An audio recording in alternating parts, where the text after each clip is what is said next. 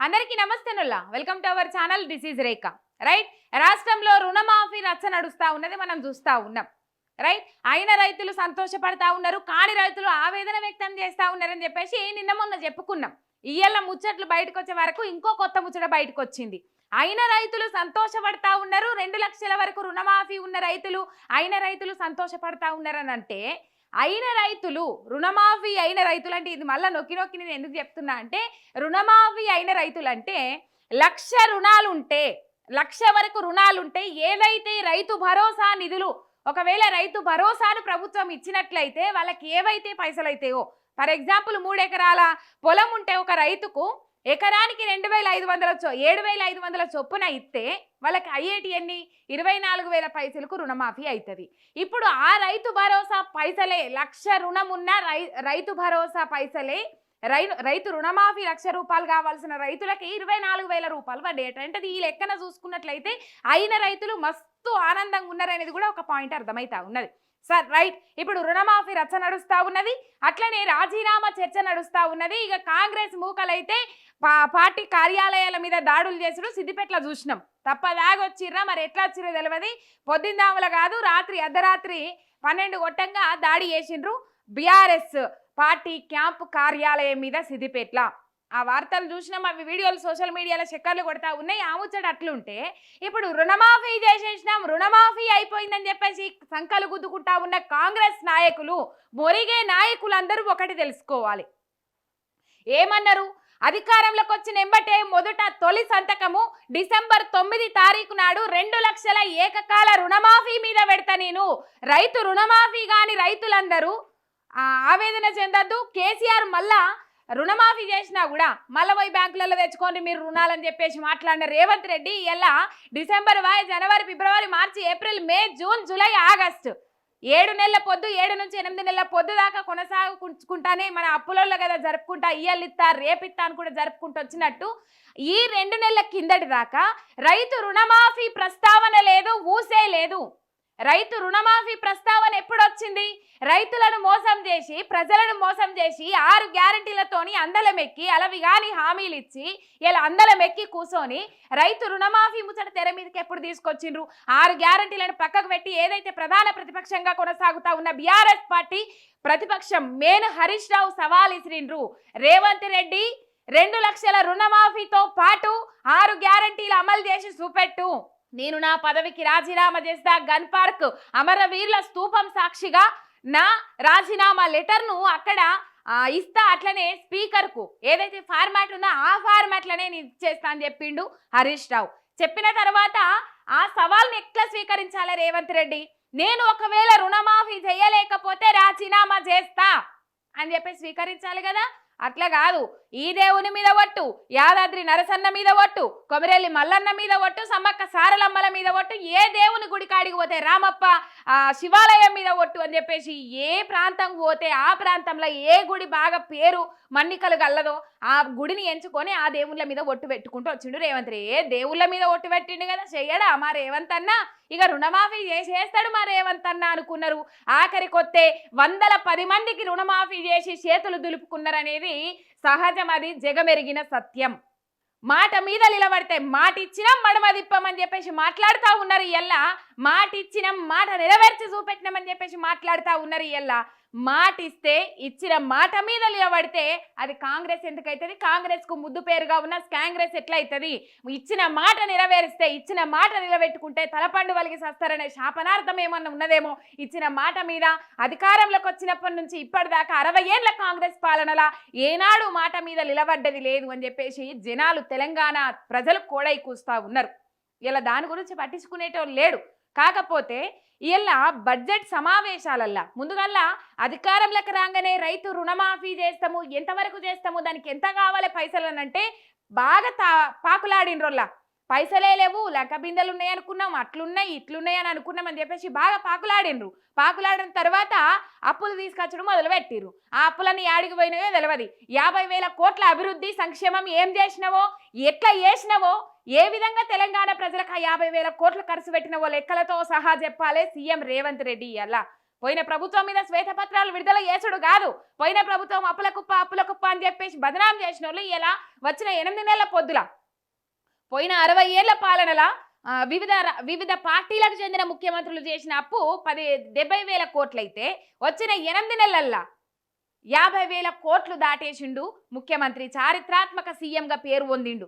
ఇప్పుడు మనము ఆ ముచ్చటంతా తీసుకుంటే అటు పోతుంది. కానీ ఇప్పుడు రైతు రుణమాఫీ గురించి మనం మాట్లాడుకోవాలి. 100 మంది ఒక ఊళ్ళో 100 మంది ఉంటే అందులో 10 మందికి చేసి మేము రైతు బంధు రైతు రుణమాఫీ చేసేసినామని చెప్పేసి వాళ్ళు జబ్బలు జరుచుకుంటా ఉన్నాడు. ఇలా ఫ్లెక్సీలు, హోర్డింగులు, ఇటు పోతే ప్రకటనలు, కొన్ని వేల కోట్లల్లా ఆ 1000 కోట్లు ఖర్చు పెట్టిన 1000 కోట్లు ప్రకటనలకు కానీ, హోర్డింగ్స్ కానీ, ఫ్లెక్సీలకు కానీ ఖర్చు పెట్టిన పైసలు 1,00,000 రూపాయలకు ఓ మడక హోర్డింగ్లు, ఫ్లెక్సీలు, ప్రకటనలు, 1,50,000కు ఓ మలక, మళ్ళీ 2,00,000కు ఓ మలక. అలా ఎంపిక చేసిన ఈ వీళ్ళు ఖర్చు పెట్టిన పైసలు అందులో రైతు రుణమాఫీకి ఎంపిక చేసిన దానికంటే కూడా ఇంకా ఎక్కువనే ఉన్నాయట. ఇది పరిస్థితి. ఇప్పుడు రాజీనామా చెయ్యి రేవంత్ రెడ్డి అని మాట్లాడిండు. రేవంత్ రెడ్డి రాజీనామా చేయకపోతే ఏదైతే 6 గ్యారెంటీలు అట్లనే ఈ 2 లక్షల రుణమాఫీ చేయకపోతే నువ్వు రాజీనామా చేయి అని చెప్పేసి సవాల్ ఇసిరిండ్రు. ఇప్పుడు రేవంత్ రెడ్డి గారు మాట్లాడతారు. మరి గౌరవ రేవంత్ రెడ్డి గారు ఎట్లా మరి నిజంగా ఒకానొక సందర్భంలో కేటీఆర్ కూడా అన్నాడు. ఏమని అన్నాడంటే కనకపు సింహాసనం మీద సునకాన్ని కూర్చుండబెడితే బుద్ధి మారుతుందా అని చెప్పేసి ఒక ట్వీట్ కూడా చేసిండు. అదే పరిస్థితి ఇయ్యల్లా లాగుల తొండలు జొర్రిత్తా, పండబెట్టి తొక్కుతా, పేగులు మెడలేసుకుంటా, ఇటు పోతే రండ దద్దమ్మ గిసొంటి మాటలే. ఇక ఇటు పోతే బాక్రానంగల్ ప్రాజెక్టు హిమాచల్ ప్రదేశ్లో ఉన్న ప్రాజెక్టు తెలంగాణకి ఎట్లా వచ్చింది ఇంకా ఆయనకే తెలియాలి. ఇంకా పోతే సిగ్గు లజ్జ మారం ఉంటే హరీష్ రావు రాజీనామా చేయని చెప్పేసి నిండు సభా వేదికగా స్వాతంత్ర దినోత్సవ వేడుకలలో మాట్లాడతాడు రేవంత్ రెడ్డి. ఇలా ఒక్కటి తెలంగాణ ప్రజానికానికి ఒక్కటే చెప్తున్నాం, ఆలోచన చెయ్యాలి, యాది పెట్టుకోవాలి. ఇలా ఒక 100 కాల్స్ తీసుకుంటే 90 కాల్స్ రుణమాఫీ కాలేదని వాయిస్ ఆఫ్ తెలంగాణలో నడిచింది, విజయక్క చేసింది, మనం చూసినాము. అక్కడ 100 మంది కాల్స్ చేస్తే 90 మంది రుణమాఫీ కాలేదని చెప్పే రైతులే, వాళ్ళ ఆవేదన వ్యక్తం చేసే రైతులే. ఇక్కడ ఒకటి రుణమాఫీ మేము చేసినాం అని చెప్పేసి వీళ్ళు మాట్లాడుతూ ఉన్నారు కదా. ఇక్కడ ఒక పాయింట్ మీరు గుర్తుపెట్టుకోవాలి. ఏంటంటే అధికారంలోకి వచ్చినాక 6 నెలల పొద్దు అయిపోయి 7 నెలలు వచ్చినాక కూడా రుణమాఫీ ప్రస్తావన తీయలేదు, రుణమాఫీ ఊసెత్తలేదు. సిద్దిపేట ఎమ్మెల్యే మాజీ మంత్రి హరీష్ రావు రుణమాఫీ చేయకపోతే రాజీనామా చెయ్యని చెప్పేసి సవాల్ ఇసిరి మెడలు వంచితేనే ఇలా రుణమాఫీకి తెరలేపింది, రుణమాఫీకి శ్రీకారం చుట్టింది గౌరవ కాంగ్రెస్ సర్కార్. మనకు తెలుసు ఆ విషయం. కానీ ఇలా మెడలు వంచేదాకా, ప్రతిపాదన లేవనెత్తేదాకా, ప్రతిపక్షంగా ఉండి డిమాండ్ చేసేదాకా నువ్వు రుణమాఫీ ప్రస్తావన తీయలే. 2 నెలల పొద్దుల ఎంతమందికి ఎట్లా రుణమాఫీ చేస్తానని అన్నావు, ఎట్లా అన్నావు? ఇప్పుడు ఇక్కడ మనం ఒకటి గుర్తుపెట్టుకోవాలి. వాళ్ళు కొత్త పదాలు కనిపెట్టిరు కదా. అందరికీ అంటే కొందరికి, అందరికీ రుణమాఫీ, 2 లక్షల రుణమాఫీ అందరికీ అంటే కొందరికి చేసిన వాళ్ళు రాజీనామా చేయాలనా, లేకపోతే ఆ కొందరికైనా రుణమాఫీ చేసేటట్టు మెడలు వంచి సర్కార్ దిగచేటట్టు చేసిన హరీష్ రావు రాజీనామా చేయాలనా? ఎవరు రాజీనామా చేయాలి? 2 లక్షల ఏకకాల రుణమాఫీ అని చెప్పేసి 3 విడతలుగా రుణమాఫీ, అందులో ఉండాల్సిన రైతులను, అర్హులైన రైతులను ఎగరగొట్టి ఇయ్యల్లా ఎంతో మంది రైతులను, దాదాపు ఒక 22 లక్షల మంది రైతులకు కూడా రుణమాఫీ చేయలే. 46 లక్షల మంది రైతులకు గాను 22 లక్షల మందికి కూడా రుణమాఫీ చేయలే. వాళ్ళు కనీసము ముందుగాల ఏదైతే అంచనా వ్యయం ఉన్నదో 31,000 కోట్లు వాళ్ళ నోటితో వాళ్ళే చెప్పిండ్రు. తర్వాత బడ్జెట్ సమావేశాలలో 26,000 కోట్లు అని చెప్పిండ్రు. వాళ్ళు ఆఖరికి వస్తే చేసిన రుణమాఫీ ఎంత అంటే 17,000 కోట్లు. అవి కూడా పూర్తిగా అందలేదట. ఇంకా మరి యాడికి పోయినాయి, ఏం కథ? అధికారికంగా లెక్కలు ఎక్కడా లేవు. కాంగ్రెస్ పార్టీ అధికారికంగా అఫీషియల్ గా వాళ్ళు మెయింటైన్ చేసే ట్విట్టర్ కానీ ఇంకా వాళ్ళ ఖాతాలు కానీ ఎక్కడా మెన్షన్ చేయలే. 2 లక్షల రుణమాఫీకి సంబంధించిన వివరాలను ఎక్కడా మెన్షన్ చేయలే. 17,600 లేకపోతే 17,900 కోట్లు అని చెప్తా ఉన్నారు. కానీ ఆ మొదటి విడత 1,00,000, అట్లనే 1,50,000 రెండో విడత గవి తప్ప ఇంకా ఈ మూడో విడతకు సంబంధించిన 2 లక్షల ఏకకాల రుణమాఫీకి సంబంధించిన పైసలు, మళ్ళీ 2 లక్షల రుణమాఫీ మీకు కావాలంటే 2 లక్షల మీద ఎంతైతే ఉంటుందో ఆ 2 లక్షల మీద ఉన్న పైసలన్నీ మళ్ళా కట్టాలి మీరు. గట్లయితేనే రుణమాఫీ అవుతుంది, లేకపోతే కాదు అనే ప్రతిపాదన తీసుకొని వచ్చిండ్రు. ఇప్పుడు చెప్పుండ్రోళ్ళ తెలంగాణ సమాజం ఆలోచించాలి. ఇప్పుడు కాని రైతులందరూ ఆవేదన వ్యక్తం చేస్తా ఉన్నారు, దిష్టి బొమ్మలు వ్యక్తం చేస్తా ఉన్నారు, రేవంత్ రెడ్డి డౌన్ అంటా ఉన్నారు. ఇప్పుడు వీళ్ళు ఈ కాంగ్రెస్ మూకలు అబ్బా మామూలు చెలరేగిపోవడం కాదుల్లా, మామూలు కాదు అది. మళ్ళీ ఏమన్నంటే ఒక దిక్కు మాట్లాడుతారని చెప్పేసి మాట్లాడతారు కానీ మామూలుగా కాదు. పార్టీ ఆఫీసుల మీద దాడి చేయాల్సిన అవసరం ఏమున్నదోళ్ళ ఇయ్యల్లా. హరీష్ రావు మెడలు వంచితే ఇలా హరీష్ రావు రేవంత్ రెడ్డి మెడలు వంచితేనే రేవంత్ రెడ్డి మీద ఒక ప్రతిపాదన ప్రజల పక్షాన నిలబడి ప్రధాన ప్రతిపక్షంగా గొంతుగా వినిపిస్తేనే ఇలా రుణమాఫీ కోసం శ్రీకారం చుట్టిరు మీరు. అదో అడ్డికి పావుషేర్ అన్నట్టు షాట్ల తౌడు పోసి కుక్కలకు ఎగబట్టి ఎట్లా పెట్టిన సామెత ఉంటుంది కదా. ఇప్పుడు అట్లాని అట్లా పోల్చుడు కాదు. మళ్ళీ ఇక ఇటు తిప్పి అటు తిప్పి మళ్ళీ మా మీదకి తెస్తారు కానీ కథ. ఇప్పుడు అట్లా చేసిండా లేదా? 100 మందిలో 10 మందికి చేసి చేతులు దులుపుకున్నారా లేదా? ఇప్పుడు ప్రతిపాదన తీసుకొస్తే మెడలు వంచి రుణమాఫీ చేసిన రేవంత్ రెడ్డి ఎంత రుణమాఫీ చేసిండోల్లా చెప్పిన కదా లెక్కలు ఇంతకు ముందు. కనీసం కంసేకం సగంలో సగానికి కూడా రైతులకు రుణమాఫీ కాలే. ఊర్ల పట్టి చూస్తా ఉన్నాం, ఆత్మహత్య యత్నాలకు పాల్పడతా ఉన్నారు రైతన్నలందరూ. ఇప్పుడు అందరికీ రుణమాఫీ చేసినామని చెప్పేసి వాళ్ళే చెప్పుకుంటారు. ఇంకా ఇక్కడ సోషల్ మీడియాలో ఒకటి వైరల్ అవుతా ఉన్నది. కాంగ్రెస్ అఫీషియల్ అనట ట్విట్టర్లనా లేకపోతే ఇంకేళ్ళనో మొత్తం మీద రుణమాఫీ కాలేదని ఇప్పుడు వాళ్ళే చెప్తుర్రు. ఇక్కడ రుణమాఫీ కాలేదని చెప్పేసి వాళ్ళే చెప్తుర్రు. ఒకసారి మీకు నేను అది చదివి వినబెడతా.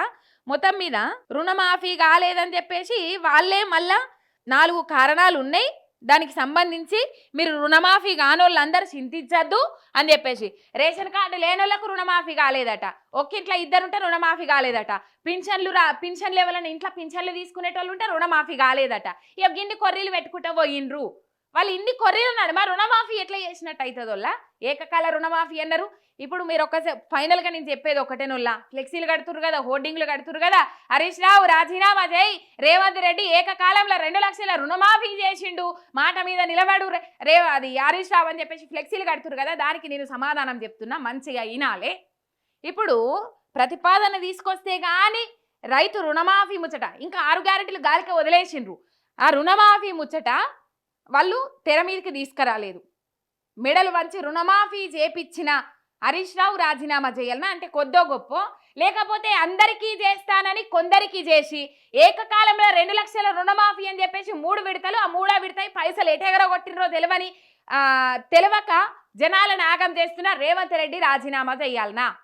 మరి వీళ్ళందరూ ఏడికలు పుట్టుకొస్తాండ్రు.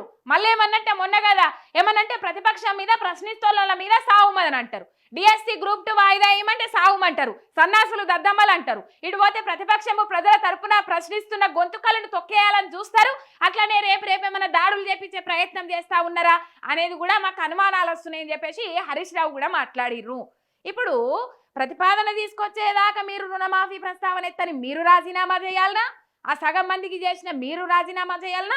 సగం మందికి చేసి అందరికీ చేసేసినామని చేతులు దులుపుకున్న మీరు రాజీనామా చేయాలనా?